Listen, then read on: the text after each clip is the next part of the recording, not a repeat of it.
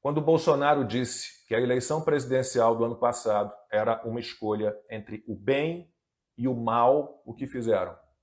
Debocharam dele. Disseram que isso era uma bobagem. Aí, um ano depois, isso está muito claro, isso está escancarado. No Brasil e no mundo inteiro. Estamos numa guerra entre o bem e o mal. E com o mal se fingindo de bem. Vocês devem conhecer o psicólogo canadense Jordan Peterson, que sempre falou sobre isso.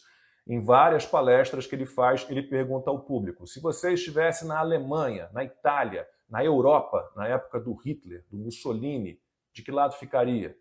Ao lado dos nazistas, dos fascistas, ou com os aliados, com os democratas liberais, contra as atrocidades, contra a barbárie? Ora, uma pergunta assim feita num auditório, 80 anos depois do Holocausto, tanto tempo depois da Segunda Guerra, leva imediatamente a uma resposta quase que inevitável, ao lado do bem, contra nazistas e fascistas. E agora, com tudo o que a gente tem visto, como é que alguém pode defender a selvageria, o terrorismo do Hamas, do Hezbollah, da Jihad Islâmica? Como explicar que comunistas e socialistas no mundo inteiro tenham saído dos buracos, dos ralos, do esgoto, com seu antissemitismo, com seu antisionismo, e estejam defendendo tanta atrocidade, tanta maldade?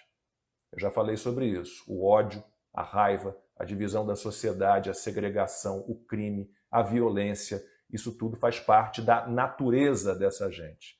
Mas não dá para achar normal que no mundo inteiro, na Europa, nos Estados Unidos, aqui no Brasil, estejam defendendo o fim do Estado de Israel, a eliminação dos judeus. Nesse fim de semana, ingleses foram agredidos numa manifestação a favor do terrorismo. E o que houve no aeroporto do Daguestão, no Cáucaso, ontem? Islâmicos invadiram o aeroporto para caçar judeus que chegavam num voo vindo de Israel. Eu vou ser muito claro, queriam localizar, linchar e matar judeus. Os vídeos estão circulando, vocês devem ter visto.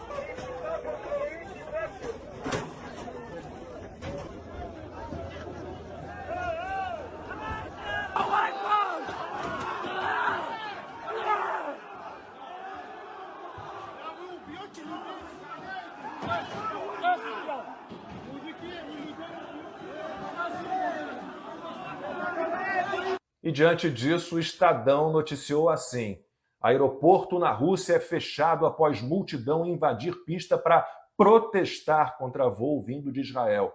O Metrópolis tinha ido pelo mesmo caminho, mas apagou. O estado de Minas está com a manchete lá até agora: 60 detidos em protestos anti-israelenses em aeroporto da República Russa do Daguestão. A CNN Brasil também: invasão de manifestantes anti-Israel em aeroporto na Rússia deixa 10 feridos. A Carta Capital: manifestantes tomam um aeroporto no Daguestão após anúncio de chegada de avião de Israel. Não dá para chamar uma turba enfurecida de manifestantes. Não dá para chamar tentativa de linchamento de protesto. A imprensa escolheu o seu lado, está do lado do mal. O Globo e o Estadão, nas suas versões impressas, não trazem hoje uma linha sequer sobre o que houve no Daguestão. Fica mais difícil que as pessoas tenham clareza moral, se o jornalismo deixou de ser jornalismo, se a verdade é abandonada pela mídia. São tempos sombrios, de novo, Não dá para fechar os olhos para o que está acontecendo. Não dá para dizer que muçulmanos radicais que foram até um aeroporto para linchar, matar judeus são manifestantes que estão fazendo um protesto. Ou você está agindo a favor do mal, das forças demoníacas. Aí vem o Lula, diante de um monte de repórteres, igualar os judeus feitos reféns pelos terroristas do Hamas com os terroristas do Hamas presos pelos militares de Israel. Ele quer a libertação dos dois grupos. E os jornalistas não falam nada, não apontam esse absurdo. A guerra é contra o Ocidente, é contra a civilização. O Lula, a gente sabe, sempre esteve com o mal. Ele representa o mal. É a personificação do mal. Ele está com o Hamas, com o Hezbollah, com a Jihad Islâmica, com o Irã, com a China, com a Rússia, a Venezuela, a Nicarágua, Cuba. É o eixo do mal.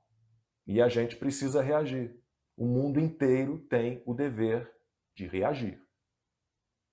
Eu tenho 57 anos e não me lembro de um tempo em que os valores morais tenham sido abandonados como agora.